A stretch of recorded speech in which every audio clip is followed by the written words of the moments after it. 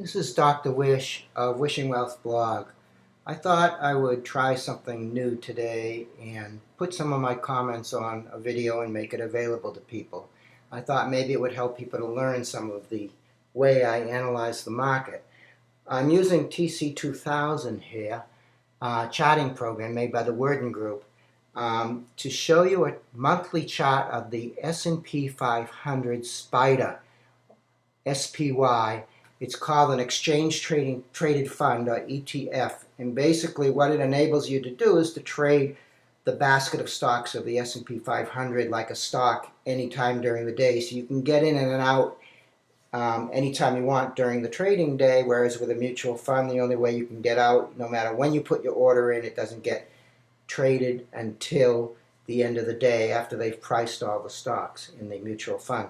So the S&P 500 is a large cap ETF, biggest companies in the country, and basically it's a way to follow the market. Now this graph shows you, as you can see, a monthly chart. So every bar here represents the range, the high and the low, and the open and the close for 1 month. So basically when it's red, it means that the index closed lower this month than the prior month. If it's basically black, it means that it closed higher than it closed the prior month. Now I put in some moving averages here. The dotted line is the 5-month moving average. All it is the average of the closes of the last 5 months. And so basically it moves because every time you add a new month, it drops off basically the 6-month back, stock back, 6-month back. So anyway, if you look at this, you can see the 5-month moving average, which shows you trends. And then you can see I have another moving average, which is a 30 period. Since it's a monthly, it's a 30-month moving average in red. And basically what you can see is, you see these arrows I put in here?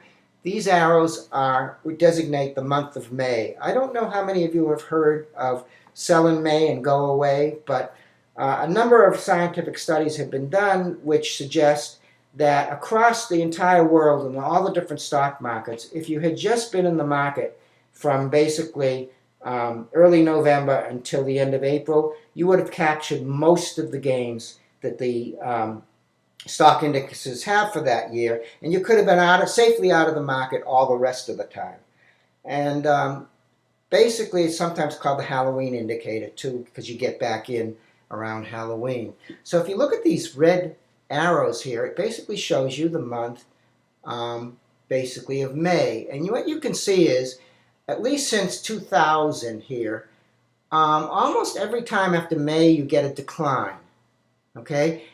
Here, here, here, here, here, not here, here, here, and this is where we are now.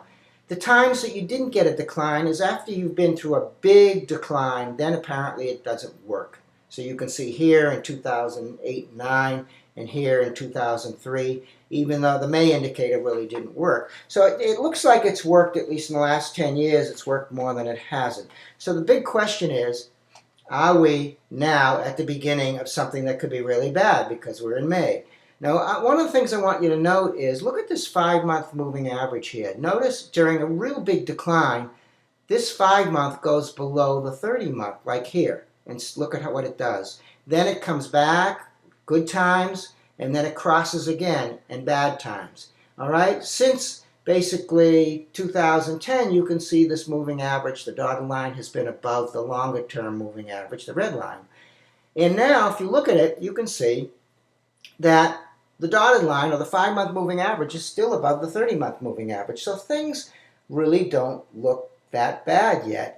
We don't know if it's going to turn around and cross below like it has in other years. So basically, I think, given that I'm a trend follower, I'm going to wait to see if we get this. If we ever get this, the 5-month coming down below the 30-month like this, I'm going to get out of the market. I will move all of my money out of my university pension. I can't trade it often, but I do trade it when I get a serious signal like this.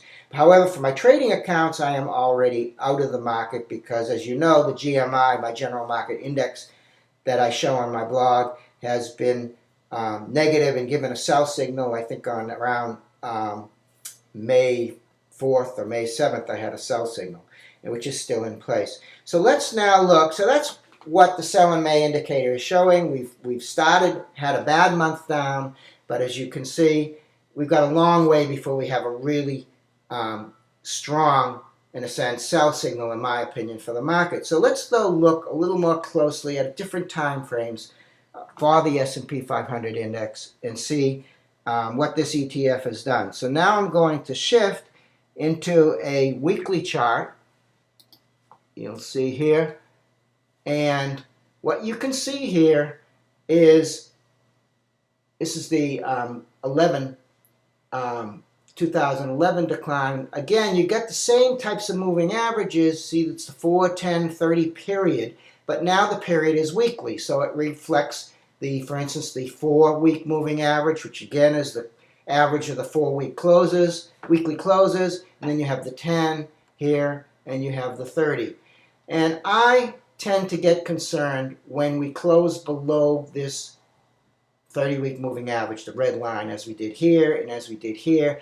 At least in my trading accounts, not my university pension, which I can't trade that often, I basically get out of the market.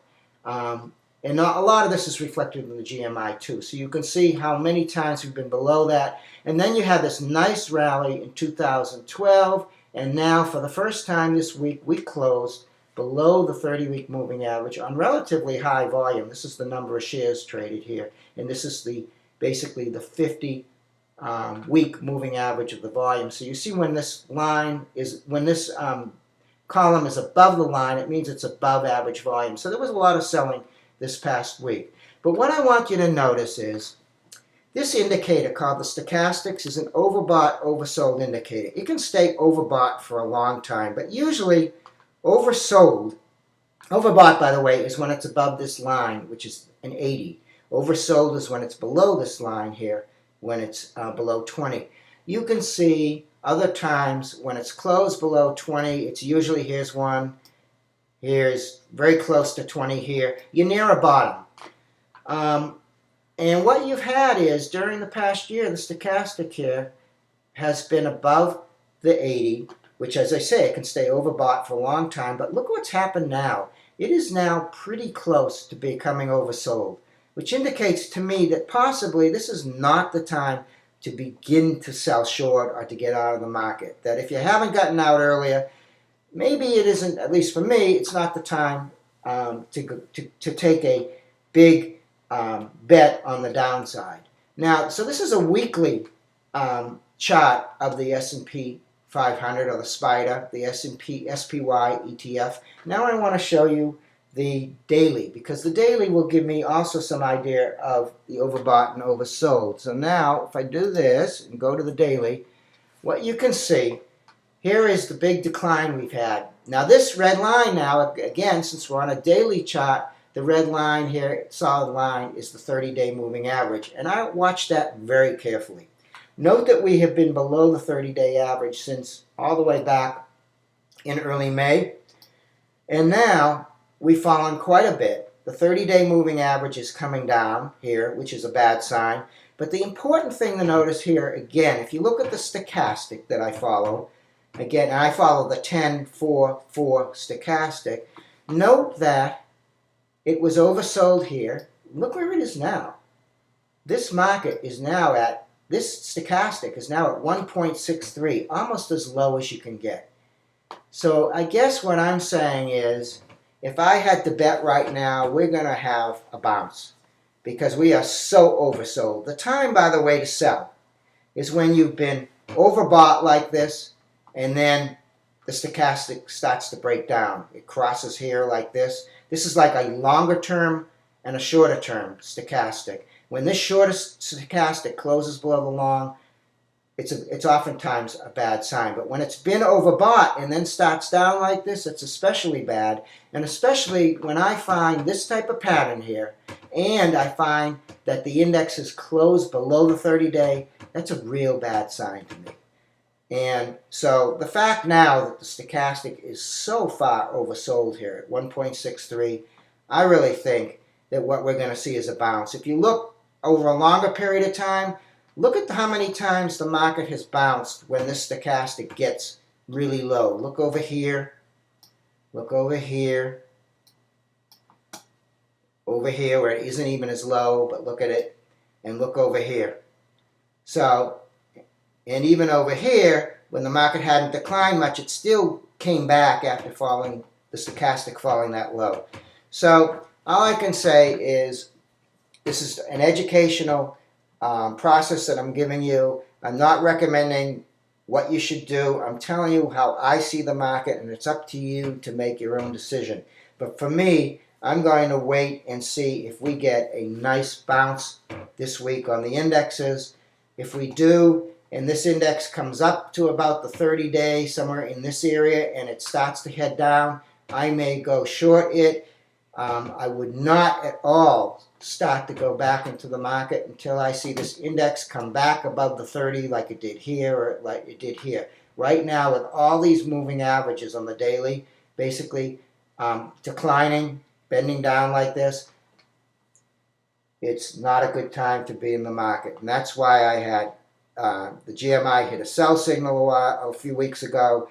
And, you know, the idea is I do not want to fight the trend. It is so easy to make money during a period when the market looks like this, when it's above a rising 30-day moving average. But when it looks like this, time to get out and just watch. Except, as I say, I can't trade, I can't market time often in my university pension, so I'm just going to have to hang in there and watch the longer-term moving averages. When they start curving down, then I will probably get out of the my university pension mutual funds. And when I do that, I always tell the people who come to my blog each day what I'm doing. So anyway, good luck. This is a really tough market, but from my perspective, we're so oversold. It is not a good time to consider shorting. It's a time to be out, to wait for a rebound, and then to see the strength of that rebound.